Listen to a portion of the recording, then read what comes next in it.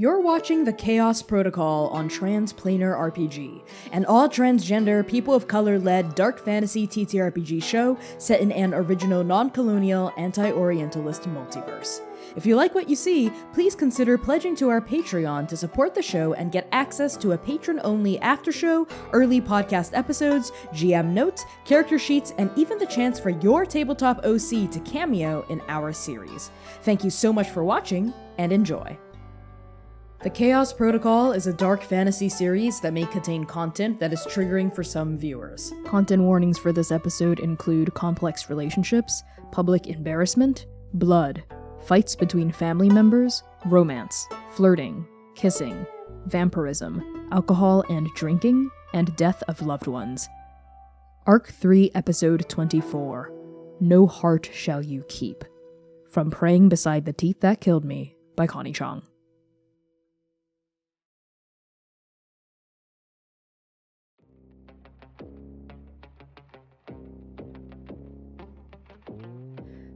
The long-awaited debut from the spare to the spare of House Thakrar is a bizarre web of contradictions. Stiff but floundering, overly precious yet apathetic, threadbare and contrived. This album tries to offer an exciting vision for the future of music, but beneath the flashy synths and strained sound collages, there is nothing of substance at all.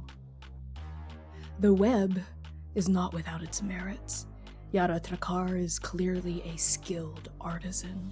She wrote all of the songs, played all of the instruments, and produced the entire album herself. Her technical skill cannot be denied. Family Tree, the one sufferable track amidst the album's interminable 52-minute runtime, is peppered with serviceable riffs and modestly interesting sonic motifs. But Yara's debut lacks vision, soul, any meaning at all. One can only imagine the anemic third spider hunched over a startling array of kit-bashed MIDI controllers, tasked with doing the one thing the children of House Thakrar could never achieve: produce an original thought. If Willow Thakrar handed her daughter a recipe for making a good album, Yara Thakrar could no doubt accomplish such a task. But that's not how art works. One must pave their own path, build their own legacy. Left to her own devices, the youngest spider is lost. She knows how to weave, but she doesn't know why she's doing it, or even what to say. The web proves that Yara Thakrar is a tactful artisan, but she is not an artist. And yet, Yara alone cannot be blamed for the failures of her album. She is a product of her house, the same house currently making a very public and very eager play at shaping the future of Inferno. The spiders have not been quiet about their ambitions. They promise positive change, radical reinventions, better prospects for all. But the olive branch they offer is rotted to the root, and this family tree is no different. We must be careful about the promises we believe. The web promised a musical revolution, but trotted out the same old, dressed up in silks and flowers. The most perplexing aspect of this album isn't its trite lyricism, overtuned production, or incoherent morass of ideas. It's the question that it begs of its dissatisfied listeners. Why do we keep hoping that House Thakrar will do anything but disappoint? 2.3 stars out of 5. Up on the stage, Yara looks stricken. Her hand grips her phone. Her eyes are plastered to the screen as this bombshell of a review circulates throughout the auditorium. You all hear whispers mounting, eyes increasingly traveling to the youngest spider, and, worst of all, quiet pepperings of derisive laughter. There are no obnoxious howls or loud grating snorts. It's more subtle than that. Condescending giggles hidden behind hands, quirked eyebrows limned with dark humor, the judgmental glint in a vampire's eye. Yara shoves her phone into her pocket with a frantic, frenetic energy, and she storms unceremoniously off the stage, shielding her expression from the crowd, tearing the mic off her face. But it's too late. This review has cut the youngest spider open. There is blood in the water now, blood that every undead can taste. Seir, Lumièra, how do you react to this spilled blood?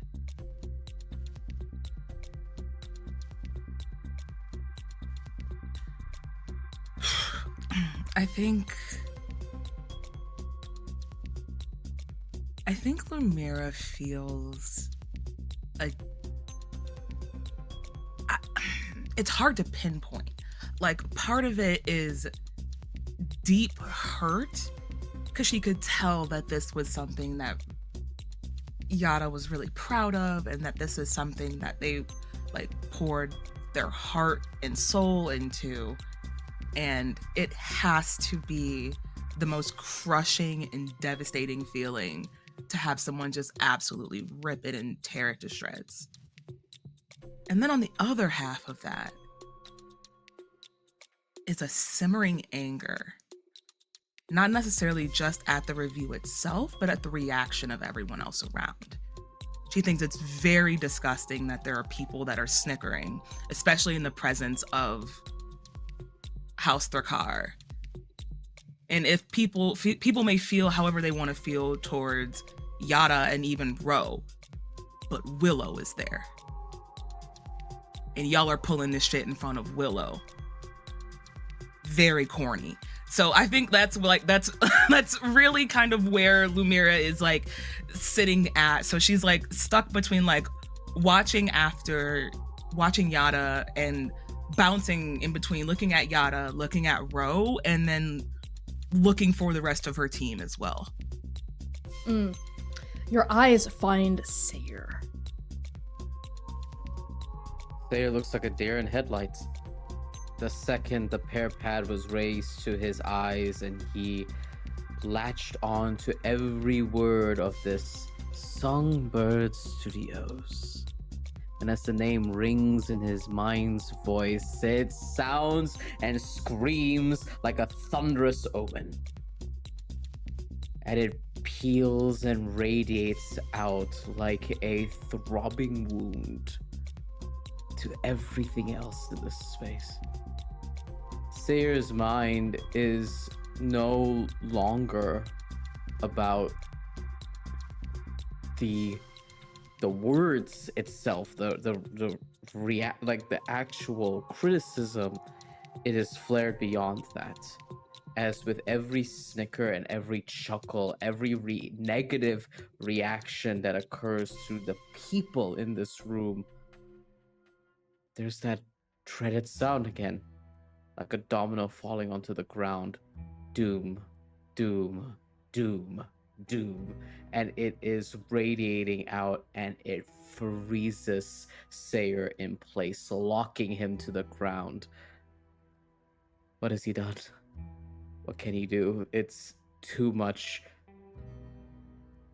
It's too much. Seir, the doom within you, it does not abate as the whispers mount.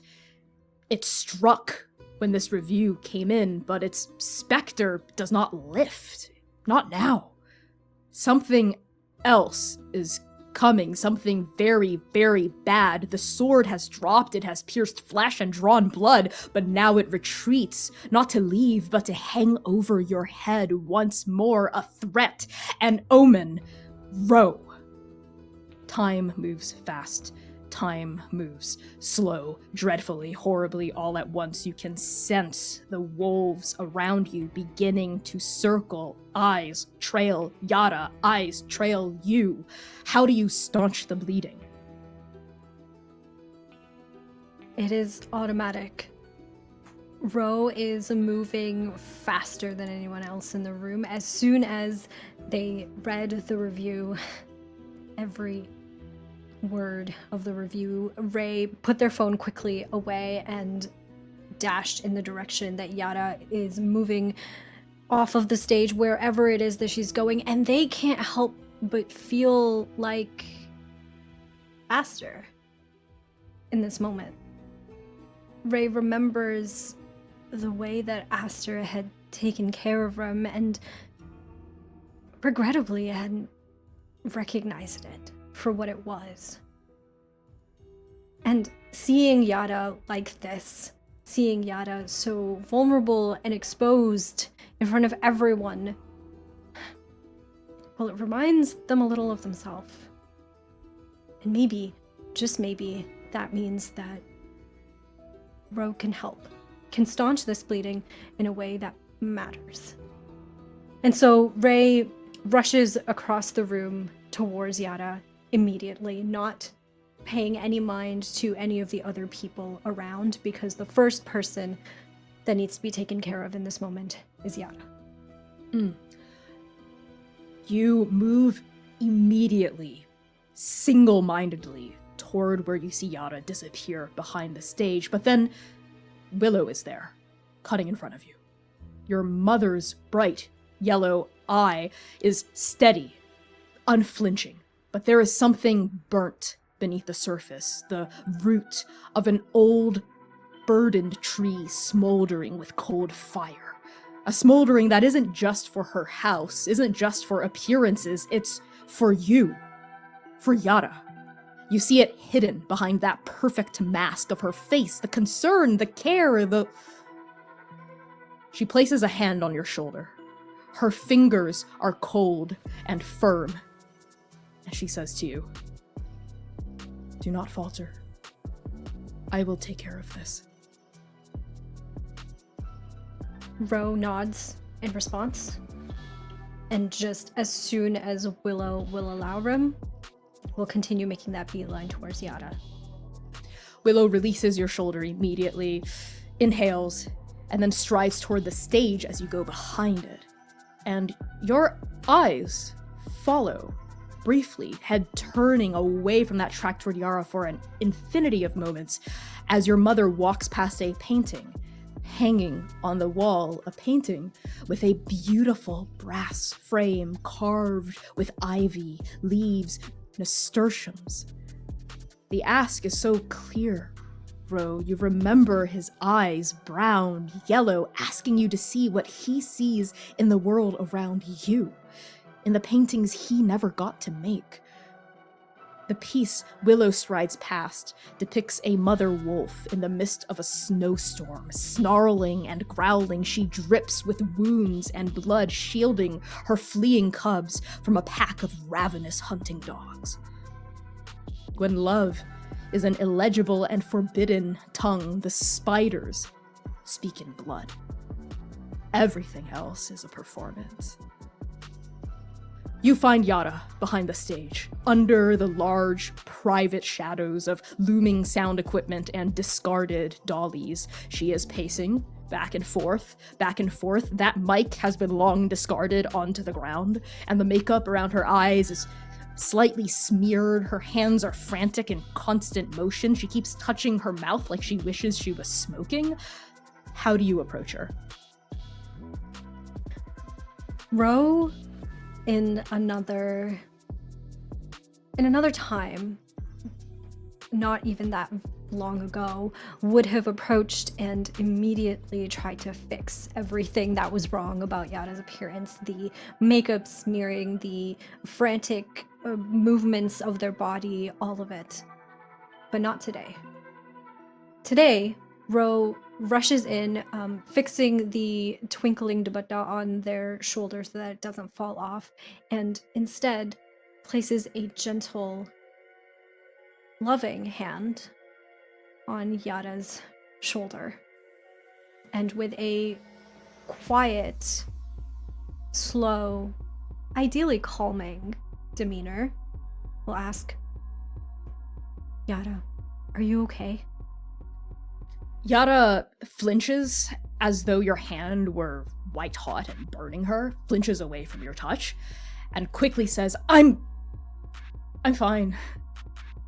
Bro, I'm fine. It's just some worthless article that doesn't mean anything. I mean, why should I care about what some random Shrike, because it's obviously some random fucking Shrike, but why should I care what they say about my work? Why should I care what they think about my work? I mean, it's not for them. I mean, apparently it's not for anyone, according to that review, but I don't fucking care.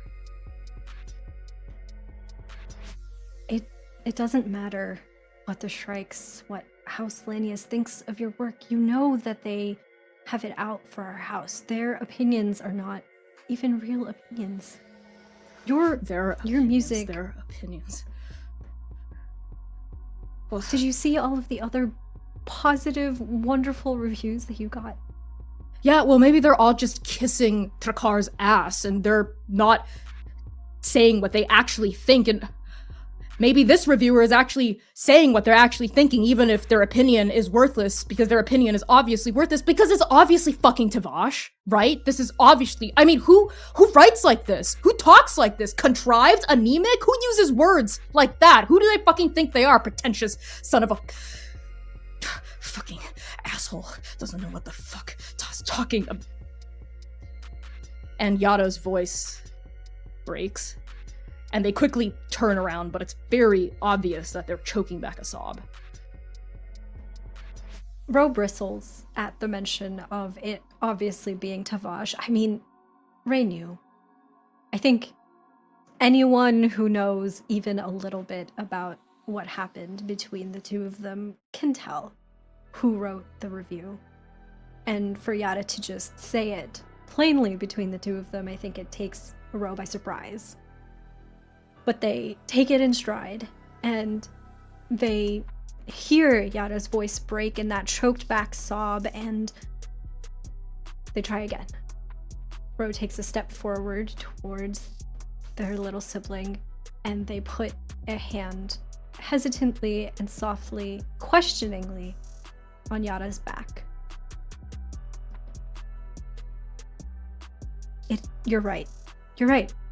It's obviously Tavash who wrote it, and I think that's even more reason not to put any stock in Tada's words. They would look at or listen to the most beautiful, masterful piece of art, but if a Thakrar made it, it might as well be dirt. You know that. Your hand stays on her back. She doesn't throw it off like she did when it was on her shoulder. You don't see her face. She still isn't looking at you. There's a beat.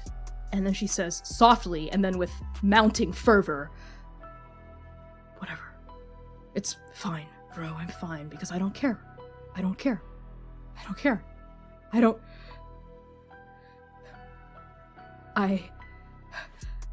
hate feeling like this. Why do I feel like this? Why do I care so much? And Ro turns Yada around to face Rem, holding her gently, steadily by the shoulders.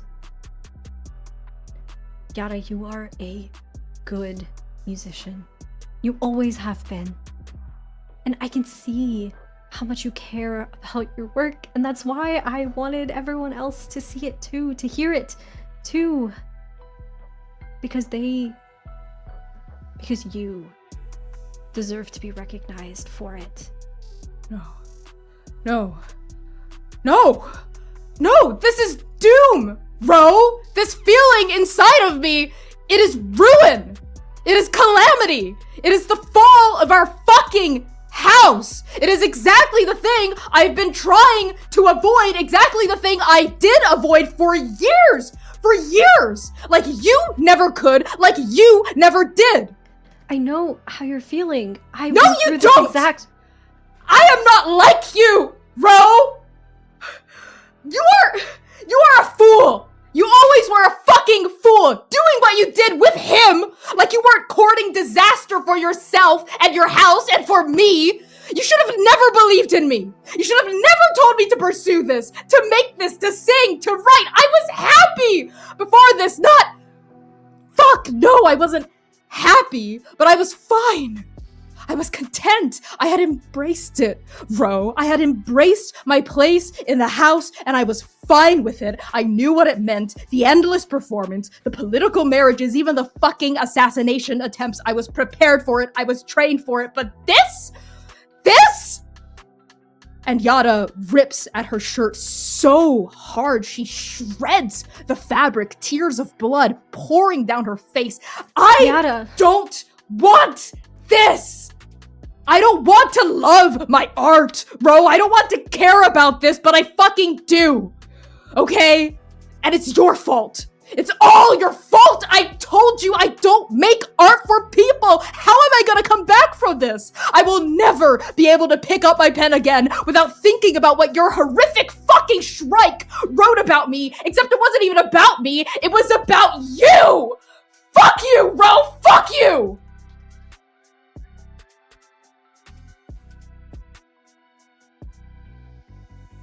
Yada,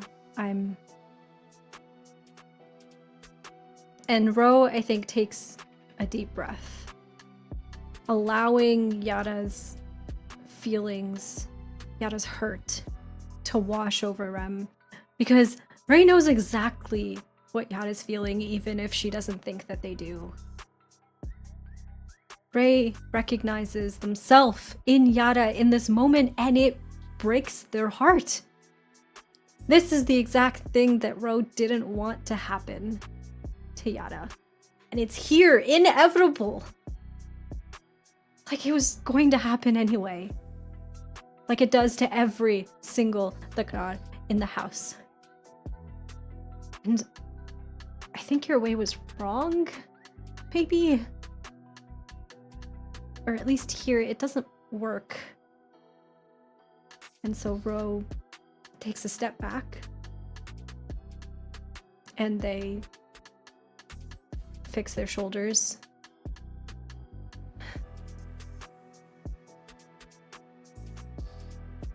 Okay. Okay.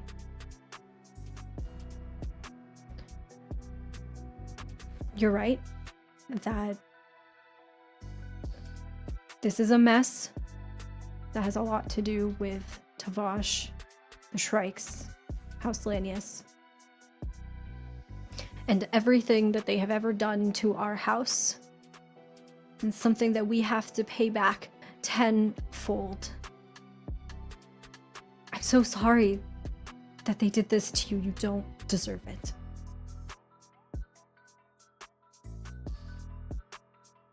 It should have been you. Not Astor.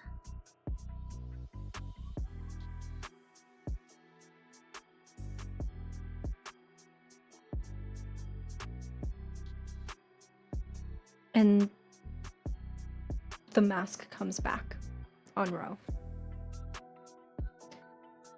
What were they thinking? That this gentle way is the way to get... No, of course not. This is not how the spiders take care of each other. This is not how we protect each other. This is not how we love each other. And so the mask comes back on. And Ro says, "Don't falter, Yada. I'll take care of this." And without another word, Ray turns on their heel and rushes out of the room.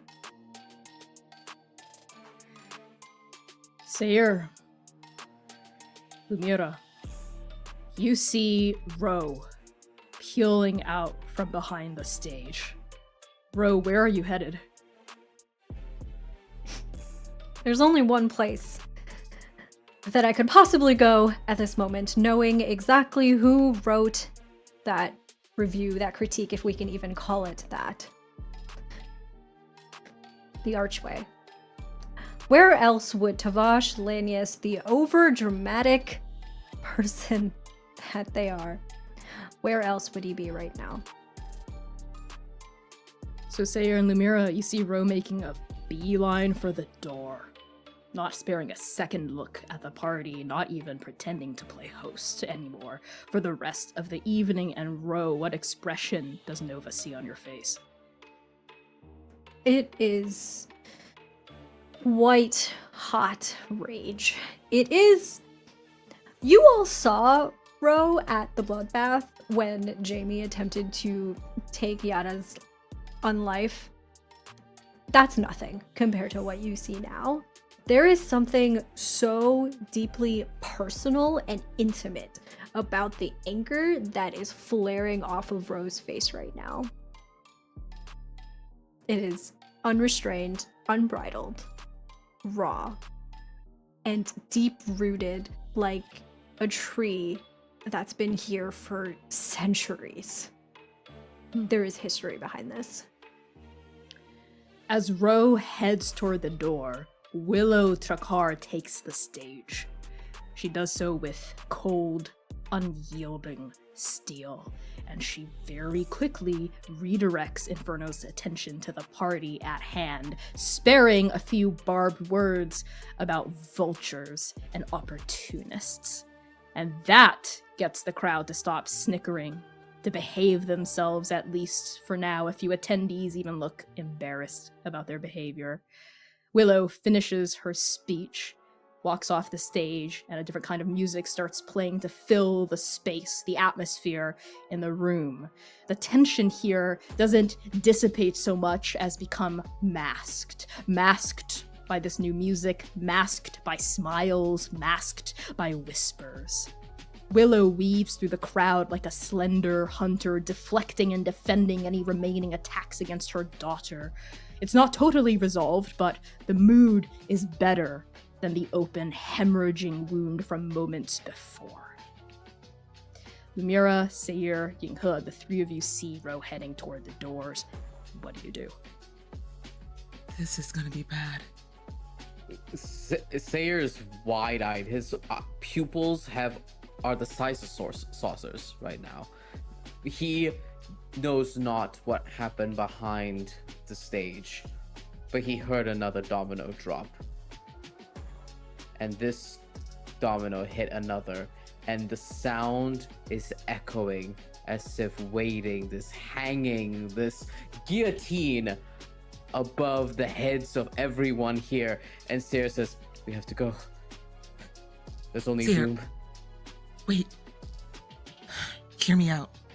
Sending her. What? Listen. This requires some type of subtlety that, let's be honest, you do not carry right now. We need someone that can slink into the shadows and follow and report back exactly where they are going so that we can prepare on the back end and meet them there. Yinghe is the only one that can do that. And Lumièra looks to Yinghe like her eyes are pleading and also apologetic, like not trying to put him on the spot, but also acknowledging the talents that she does have and how useful they can be in this moment right now. Do you? Only if you want to. I don't want to put you in any danger. I'll do it. Stay in the shadows. Stay quiet. Do not make yourself known. As soon as you know what is happening, you report back to us. Meet us. Wait for us. Then we pull the trigger. Seir rips Patient off of his wrist, the little bracelet, and quickly ties it around Yinghe's wrist with the same oath of protection that he gave to him before in the City of Heaven. Protect him. Protect him. You have patience with you. Lumièra puts her hands on Yinghe's shoulders, looking them directly in their eyes. There is no one I trust more that can do this than you. You got this. Okay, but we're a team. You have to come when I call. We're I not would that far behind. Never leave you by yourself. Okay? Okay. As soon as I know what's going on, as soon as I know where Rhododendron is headed, I'll let you know. And We'll we meet will them come there. running. Okay. Okay? Keep yourself out of danger. You can do this. Okay. Okay. And Lumièra looks back to Seir.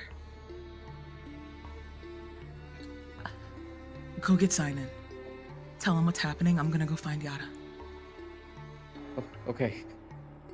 And say there's like a heartbeat, 2 heartbeats, and your voice grounds him again amidst the sound of doom like radiating around him, and he scampers off to the area he last saw Xainan in, which is somewhere on the outside. And Xainan, at some point, you hear the voice of Seir calling, Xainan! Xainan! You're muted, Kai. You're muted, Kai. Over here, Xainan is wiping the last of the blood off of his face. Jesus Christ. Xainan, What happened? you had been very intimately partaking with Diablo, and his blood, it hums in your mouth, in your throat. It hums with blessing. You learn what Diablo's gift is, not so much with words, but through taste, through tongue, through teeth, and fang. It is the ability to create life itself from the act of death. The gift of the river. Diablo can make vampires. And something within you resonates with that, Xainan. You are also intimately attuned to the act of creating life. You are a father. This is shared between the two of you.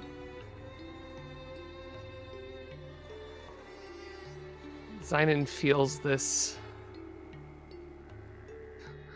life growing, burning inside of him. A river is not just water. Many things come from it, many things return to it. River. And in his mind, for a moment, he names that river.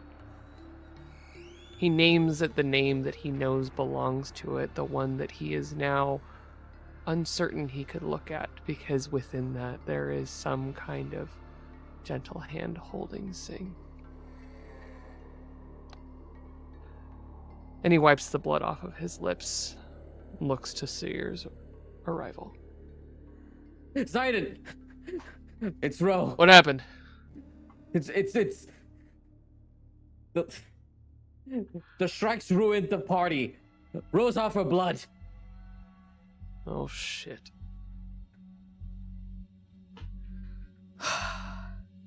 Diablo lets out a deep breath. The two of you had missed this completely while you were out here in the hall. All of the doom, all of the drama, the conflict, it had been nothing at all, but now it returns. Your duty, everything you have to do, your strike team, your family, your house. Xainan. Diablo looks at you. Eyes flick between yours and Seir's. Go. Take care of yours. You keep the peace. Yeah. And Diablo takes in a deep breath, puts his face back on, as so many people in Inferno learn to do before they learn to even speak, and nods at you. Do what you have to do. I will try to make sure that Rhododendron comes back. Diablo nods, and there is a trust in that nod.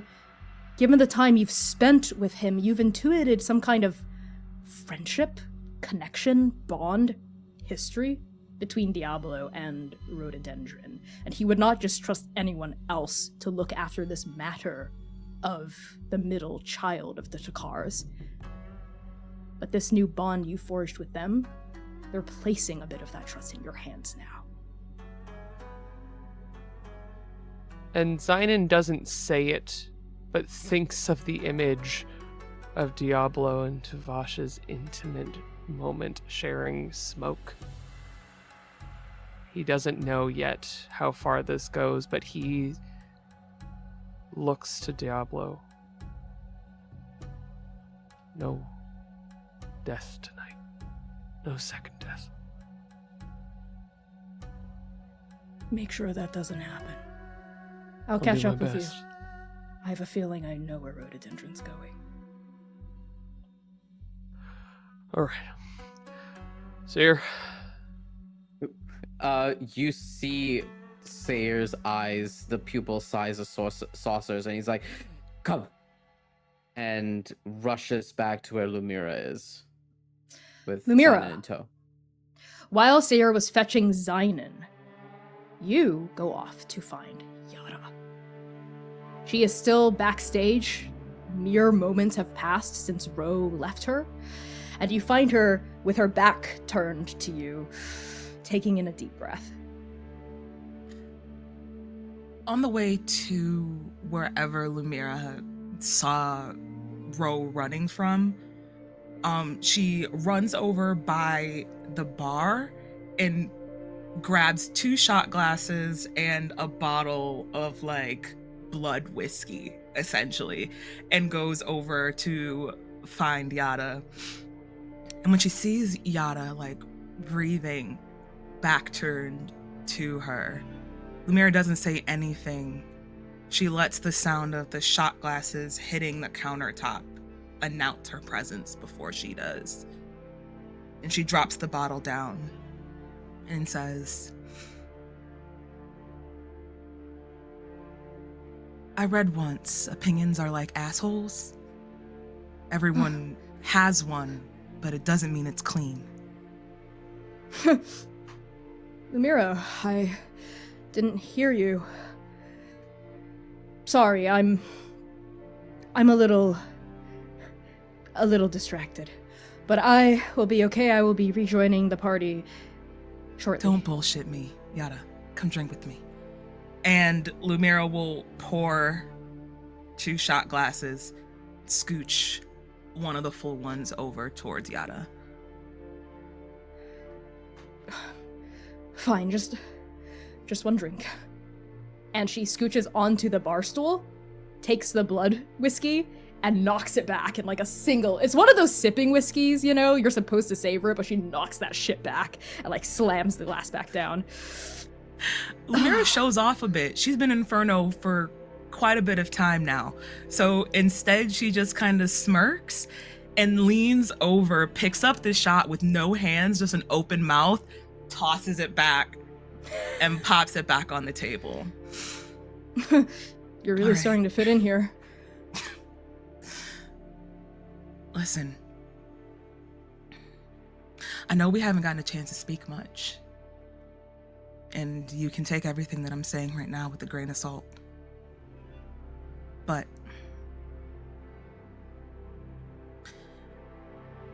I know what it's like to have something that's so intrinsically a part of yourself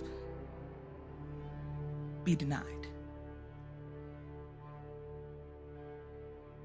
Someone tells you that it's not right. Someone tells you that it doesn't sound or look or should be the way that it's supposed to be. To hell with it. You are made perfectly the way you are. What you do, what you create, what you are, your being is perfectly you. Perfectly imperfect. So don't ever let anyone ever take that away from you. That type of pain is not something I would wish on my worst enemy. So hear me and hear me good, Yara Thakrar.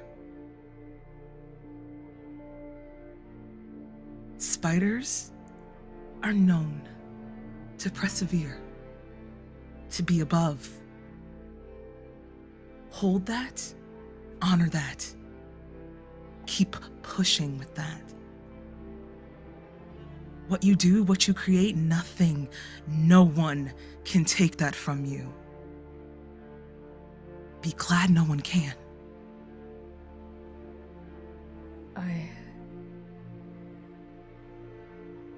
What if they're right? They're not. That's what I'm telling you.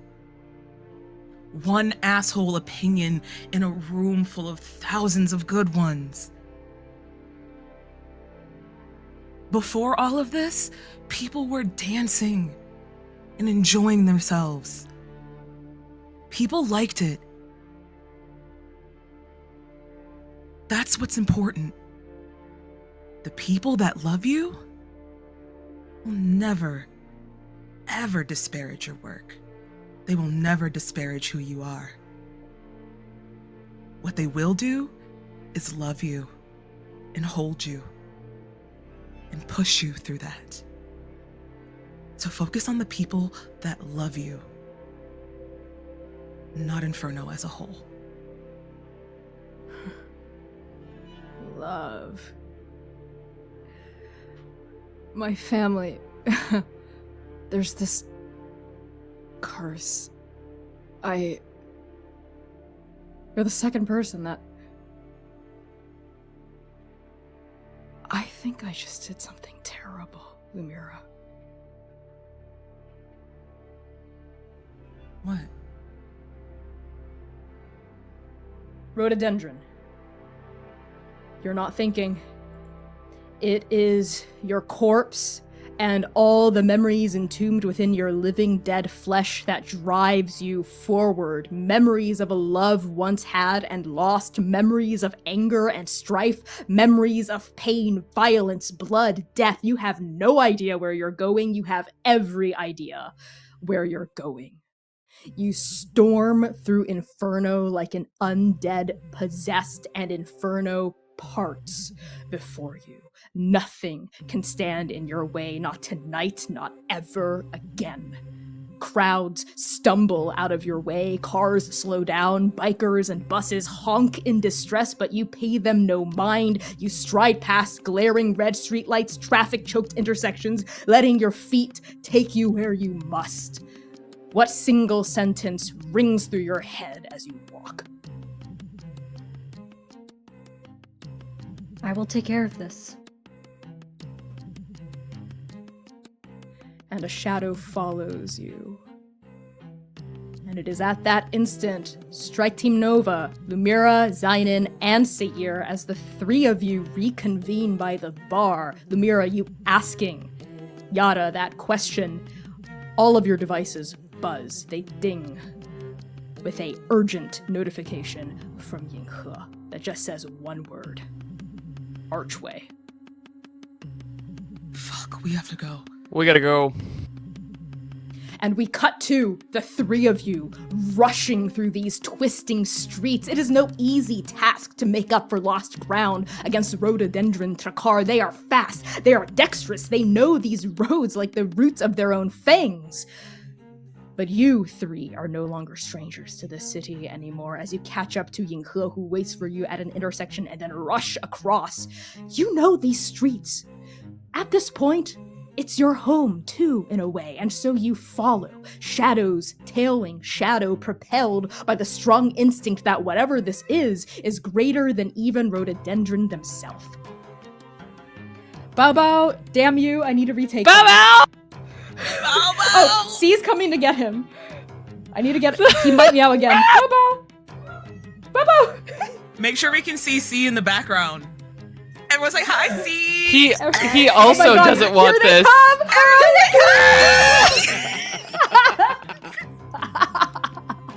Baba's getting airlifted out of the scene. Okay. Not airdropped.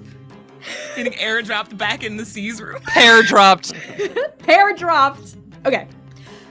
And so you follow, shadows tailing shadow, propelled by the strong instinct that whatever this is greater than even Rhododendron themselves. Yinghe, who usually lags behind all of you like Nova's own shadow, pulls up beside the three of you. Hey, are we sure that following Rhododendron is a good idea? Should we try to stop them, catch up to them? I needed to know what direction they were going so that we could attempt to intervene before all hell breaks loose. No pun intended. Maybe they're just going to have a nice conversation where they talk everything out. Something bad's going to happen, right? Right, Yes. Seir? Doom. It's everything. It's and in Seir's Seir. mind is a row of dominoes. And the dominoes fall and fall with each footfall of Rhododendron heading towards the archway. The sounds are louder and louder, and they thunder in Seir's head. And then there are doors. Colorful doors, painted with bright, vivid colors of yellow, blue, reds, and oranges. The doors of a storybox. And on the first door, we see the storming of Rhododendron and away from Yara as Yara spits venom towards them. And then behind it, it is the tale of star-crossed lovers and the death of a brother. And then behind that door is two people warring, friends once, and a red river behind them. And then behind it, it's the Red River of Inferno. It is cycles and cycles and cycles, and Seir is brought back into this moment by Xainan's voice. Hey. It's What do you feel? Doom? Tell us. It's everything. It's okay. It's cycles. It's every Seir, bloody Seir, thing that's happened here. Look. Breathe. Explain. Lumièra cups both sides of your face and looks you directly in your eyes. Tell me what you feel. It's like it keeps happening. The same story, the same vengeance. The vengeance of the fucking founders, and then it's the vengeance of the household between Ro and Tavash, and then it's every single tiny vengeance, and now there's this cycle. I don't know how to Then maybe- stop it. Maybe we let it end.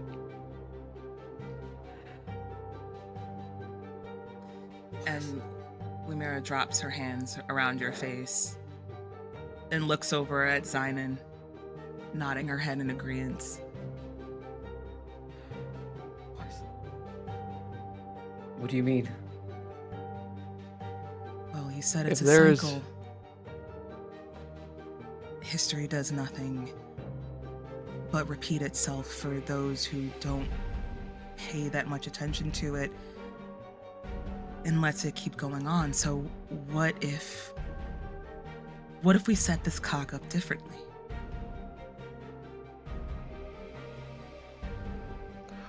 What if it's simpler than that? A world stuck forever in death. A river that runs red. Both a curse and a blessing, a doom upon this world that won't let itself end. Maybe some things just have to stop. Whatever that looks like. Let's be there to make sure that this ending is a good one, then. I agree. And the Come on. Omen speaker is silent.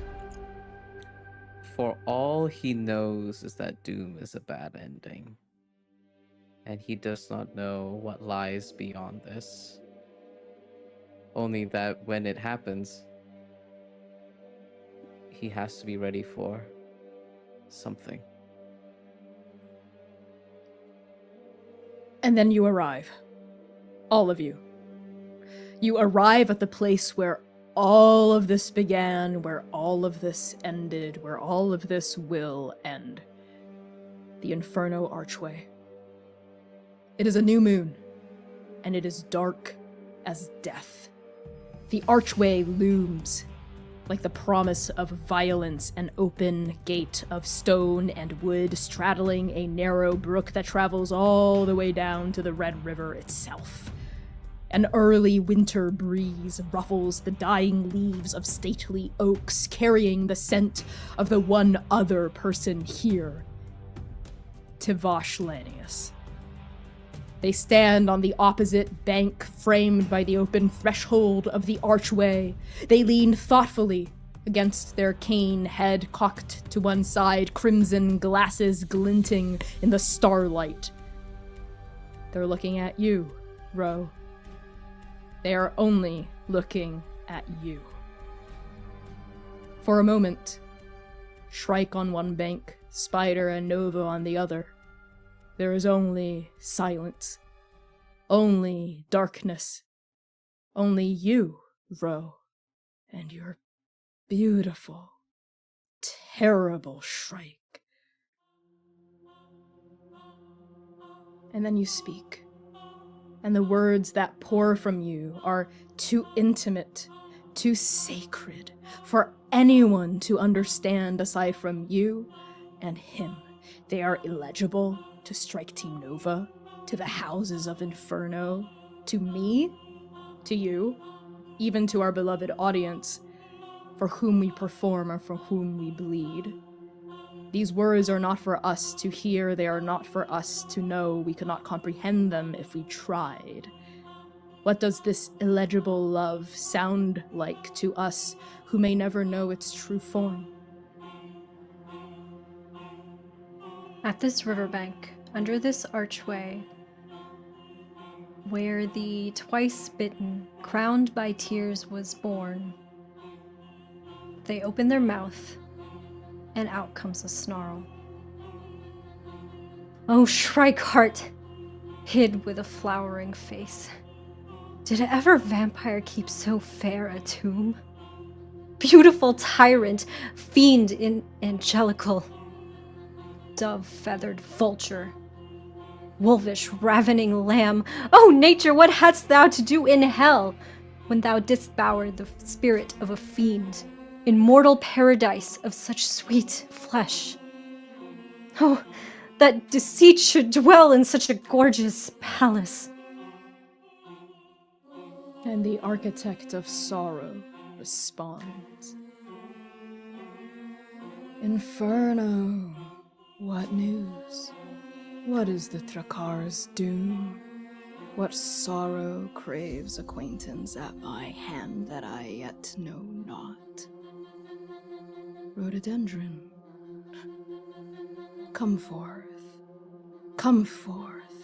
thou fearful undead. Affliction is enamored of thy parts, and thou art wedded to calamity.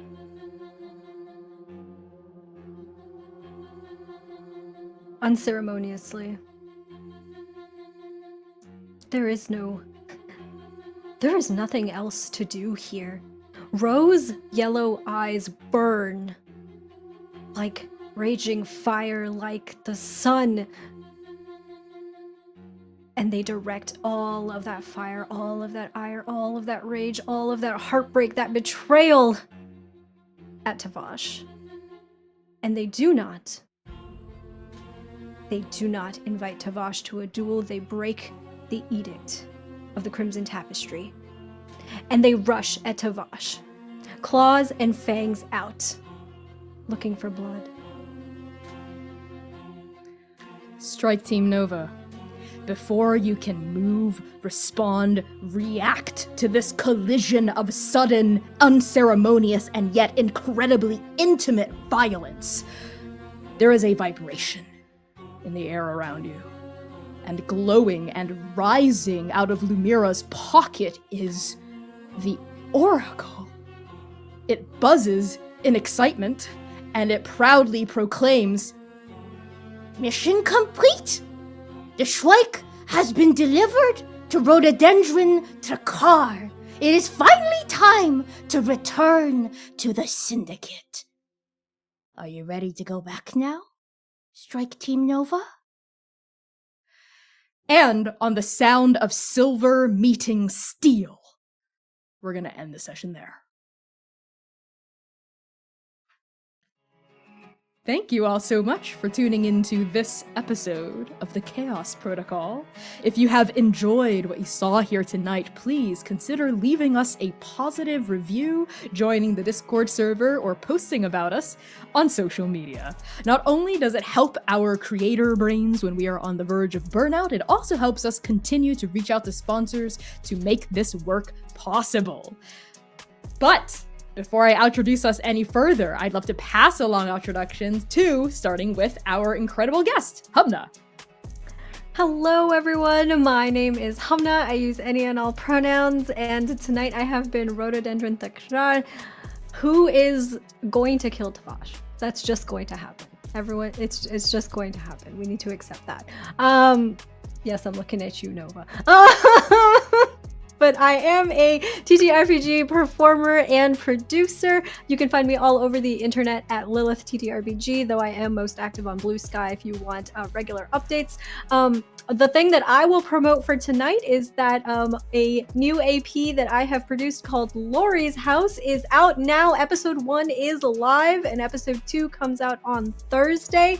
You should go check it out at tendervicious.com on Blue Sky or Tendervicious Studios on all of the other social medias. Kai is our wonderful GM, our architect for it, and C, who is behind the scenes, is our dramaturg. So if you like our work, you should go check it out. It is a very beautiful, personal, intimate story of magical realism about community, identity, and imperfect memory. I highly recommend it. I'm really proud of the work that we did. So go take a look at it. Go listen. And with that, I will pass things over to Val. Hello everyone, my name is Valiant Dorian. I use he, him, his pronouns. You can find me all on the internet, Valiant Dorian or at Alta Spirit Bear. Please enjoy that lovely treasure I just set you on. Tonight I had the distinct pleasure of playing Seir, the Dominoes Haunt Me last name.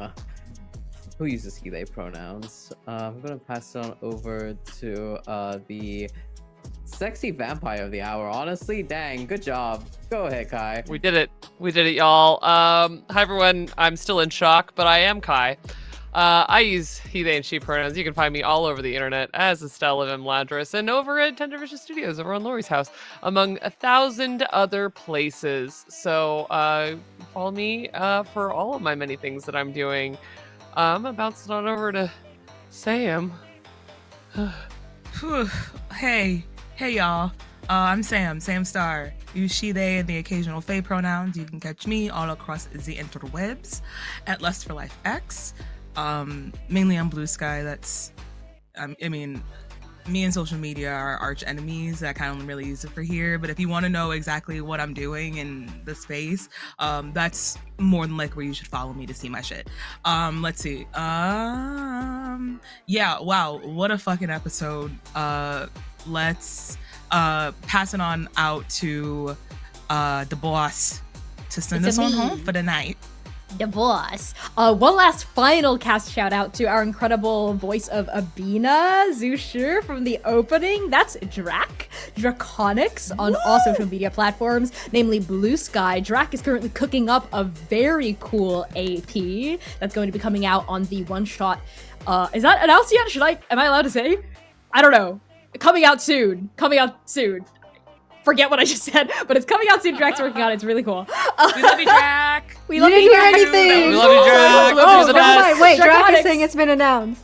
It's been announced. Oh, Drac. Okay, good. Okay. Great. So put it in chat, Drac. Sake Mac, has that been announced? Have we said the thing? Are we allowed to say the thing, Drac? Or not Sake Mac. I love how we're all using the watching the chat abbreviation. in real time to see if Drac answers. There is Yes, a teaser yes, you can say- on the internet. Okay, Yeah. okay. Sacred Machinations, a very cool mech actual play, is going to be coming out soon. So follow the One Shot Network wherever you pod your casts, and also follow Drac aka Draconics wherever you pod your casts, and do Blue Sky social media whatnot. We will be back next week. Sorry, that was a really terrible shout out. I'm so sorry, Drac. To apologize, everyone, please follow Draconics. We will be back next week with another episode of Chaos. We only have 4 episodes left in That's this 2 arc. streams. 4 episodes. Yeah. Wait, no, 4 streams. It's 4 streams. 4 streams. 4 4 streams, streams, 8 8 episodes. Yes, Okay. 4 streams. I was like, wait, I'm what? about to say, No, what no, the fuck? wait. No, I no. was streams, her 4 streams. crying on stream. So it's really about to get wild, y'all. This roller coaster is like fully, it's aiming for that thing, and it's gonna go down and hit the thing. So in the meantime, stick around. Connie's It's been 3 losing weeks, it, y'all. It's Connie's been 3 losing weeks. it. It's been 3 weeks. You're of doing stream. so good, Connie. Thank you. Kai believes in me. Thank you. Yes. I don't need to be Didn't say I torn did. apart like Tabas tore apart just Yada. so in that because I review. didn't say anything, I don't believe in you either. I see how it goes. Got it. Thank you all for believing in me silently. We will see you back here next week, just like my mother. Same time, same place. So, journey well. Journey. That was Bijou. We love you all. Journey well, translators.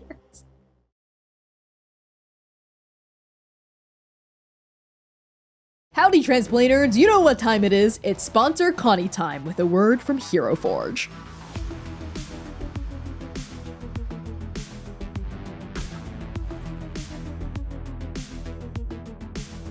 Hero Forge has officially leveled up with kit bashing. When you become a pro member, you can place up to 20 more items anywhere on one of your Blorbos with their own independent scaling, rotation, and movement. You can make your character look exactly as they should, even if the specific clothing or accessory option isn't available at the base level. You just have to get a little creative.